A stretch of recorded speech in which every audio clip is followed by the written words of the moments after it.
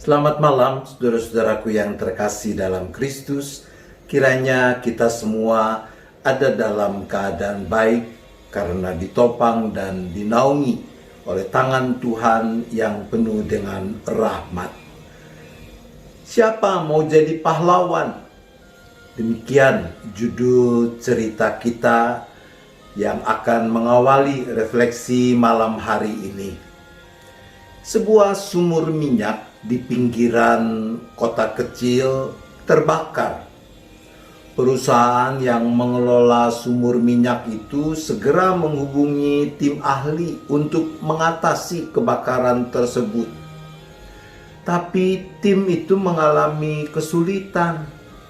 Api sudah merambat kemana-mana. Mereka tidak bisa mendekat kurang dari 50 meter dari sumber api. Karena putus asa, pihak manajemen menghubungi kantor dinas pemadam kebakaran di kota kecil itu dan mohon bantuan mereka agar dengan cara apapun api itu bisa dipadamkan. Sekitar setengah jam kemudian, orang-orang di sekitar sumur minyak yang sedang terbakar itu mendengar suara sirine. Lalu mulai kelihatan mobil pemadam kebakaran lokal yang sudah lumayan tua itu mendekat. Makin dekat, dan tanpa disangka, tanpa diduga, mobil itu menerobos kobaran api dan tirai asap tebal. Mobil itu melaju dan baru berhenti sekitar 15 meter dari pusat kobaran api. Dari kejauhan, orang-orang melihat bagaimana para petugas pemadam kebakaran yang gagah berani itu berlompatan dari mobil. Mereka saling menyemprot tubuh masing-masing, lalu bergegas memusatkan semprotan pada sumber api. Dan perjuangan mereka tidak sia-sia, api berhasil dipadamkan. Singkat cerita, keesokan harinya diselenggarakanlah pesta dan upacara untuk memberi penghargaan kepada para petugas pemadam kebakaran yang gagah berani itu. Perusahaan minyak yang sumurnya terselamatkan memberikan hadiah sejumlah uang yang lumayan besar kepada dinas pemadam kebakaran di kota itu. Setelah menerima cek yang diberikan wakil perusahaan, Kepala Dinas Pemadam Kebakaran diwawancara oleh reporter televisi nasional yang sengaja datang ke kota kecil itu. Seperti biasa, di awal sang reporter memuji-muji keberanian para petugas pemadam kebakaran yang mempertaruhkan nyawa menerobos kobaran api sampai mereka bisa ada sangat dekat dengan sumber api dan berhasil memadamkannya. Kemudian reporter itu bertanya, "Pak, apa yang akan Bapak lakukan dengan uang hadiah yang jumlahnya lumayan besar itu?" Sang kepala petugas pemadam kebakaran menjawab, "Yang pertama akan kami lakukan dengan uang hadiah ini adalah segera membawa mobil pemadam kebakaran ke bengkel dan mengganti rem sialan itu." Ibu bapak, saudara-saudara, rupanya para petugas pemadam kebakaran kota kecil itu bukan sungguh-sungguh para pemberani dengan dedikasi luar biasa sehingga mau mempertaruhkan nyawa menerobos kobaran api dan asap tebal. Rem mobil pemadam kebakaran yang mereka naiki rusak sehingga mobil itu baru bisa berhenti 15 meter menjelang pusat atau titik kobaran api.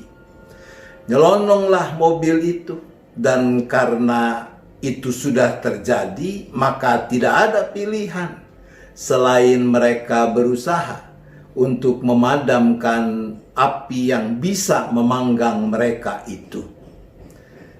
Mereka adalah orang-orang yang mungkin bisa disebut accidental heroes. Menjadi pahlawan karena accident, bukan disengaja. Tidak berniat dan berminat jadi pahlawan, tapi berada di saat dan tempat yang tepat, sehingga sekalipun terpaksa melakukan tindakan yang akhirnya mendatangkan kebaikan pada pihak lain. Kita bisa menjumpai beberapa tokoh Alkitab yang sepertinya mengalami situasi seperti ini.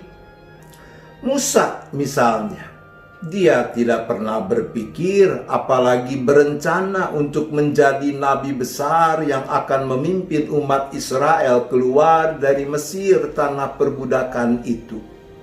Bahkan dengan berbagai cara dia mencoba menolak panggilan Tuhan. Dalam Keluaran 3 ayat 11, ketika pertama kali Tuhan menyuruh dia, dicatat begini, tetapi Musa berkata kepada Allah, "Siapakah aku ini? Maka aku akan menghadap Firaun dan membawa orang Israel keluar dari Mesir." Bahkan setelah Tuhan menunjukkan beberapa mujizat pun, Musa masih berkeras menolak. Itu bisa kita baca dalam Keluaran 4 ayat 10 dan selanjutnya. Lalu kata Musa kepada Tuhan, Tuhan, aku ini tidak pandai bicara, dahulu pun tidak, dan sejak Engkau berfirman kepada hamba-Mu pun tidak. Sebab aku berat mulut dan berat lidah." Tetapi Tuhan berfirman kepadanya, "Siapakah yang membuat lidah manusia? Siapakah yang membuat orang bisu atau tuli, membuat orang melihat atau buta? Bukankah aku, yakni Tuhan? Oleh sebab itu pergilah, aku akan menyertai lidahmu dan mengajar engkau apa yang harus kau katakan." Pergikah Musa? Belum. Tapi Musa berkata, Tuhan, utuslah, kiranya siapa saja yang patut kau utus." Luar biasa, sekalipun murka, tapi Tuhan masih memberikan kesempatan kepada Musa. Tuhan menyuruh Musa untuk mengajak Harun yang memang lebih pandai bicara ketimbang Musa. Tuhan berjanji, "Aku akan menyertai lidahmu dan lidahnya dan mengajarkan kepada kamu apa yang harus kamu lakukan." Saudara-saudaraku, para pemadam kebakaran dalam cerita kita terpaksa berjuang memadamkan api karena kebetulan rem mobil rusak sehingga mobil nyelonong menembus kobaran api. Dalam kasus Musa, apakah kebetulan ia harus melarikan diri dari istana Raja Mesir? Mungkin saja orang bisa berkata begitu. Tapi dari kacamata iman, kita mengatakan itu bagian dari rancangan Tuhan untuk mendatangkan kebaikan bagi umatnya. Bahkan sekalipun mungkin saja Musa melarikan diri meninggalkan istana adalah karena pertimbangannya sendiri. Namun Tuhan Allah bisa menggunakannya sebagai bagian dari pemenuhan rancangan keselamatannya. Cobalah melihat ke sekeliling kita.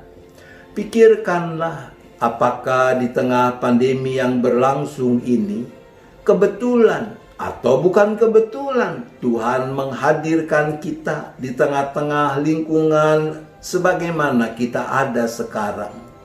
Bukalah hati dan pikiran kita.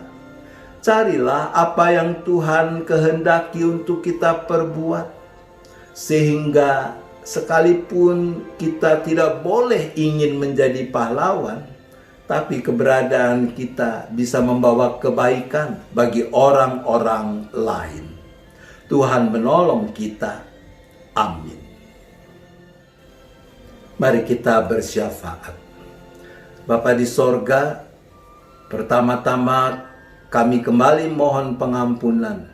Kalau di sana sini kami suka menolak panggilan yang Tuhan berikan kepada kami, agar kami menjadi alat-alat damai sejahtera-Mu.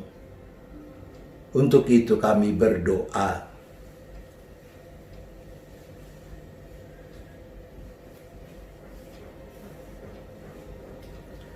Maka Bapa, kami juga mohon hikmat dan kekuatan agar mau dan mampu mengerjakan sebaik-baiknya dengan apa yang ada pada diri kami, agar kami menjadi alat-alat damai sejahtera-Mu, baik secara pribadi, sebagai keluarga, tapi juga selaku gereja, khususnya di tengah-tengah kesesakan hidup di masa pandemi ini. Untuk itu kami berdoa.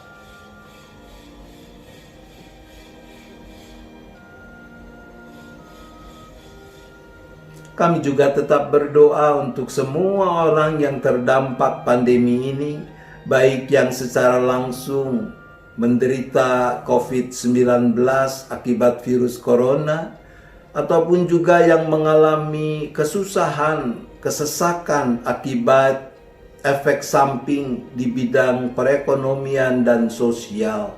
Bagi mereka kami berdoa.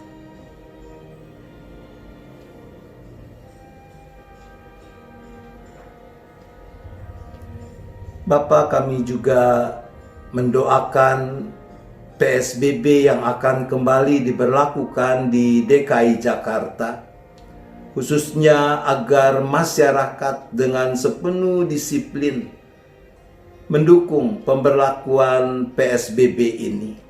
Untuk itu kami berdoa.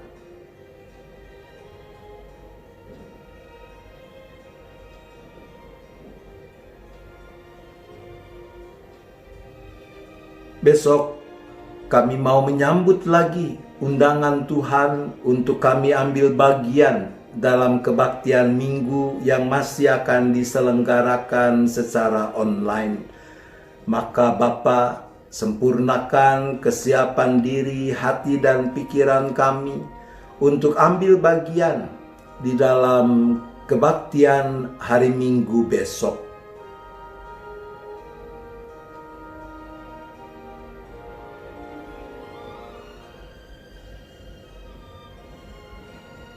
Sebentar lagi kami akan beristirahat, maka kembali kami menyerahkan seluruh keberadaan kami ke dalam tangan pengasihan-Mu. Engkau juga yang sertai dan peliharakan orang-orang yang kami kasihi yang tidak bersama dengan kami.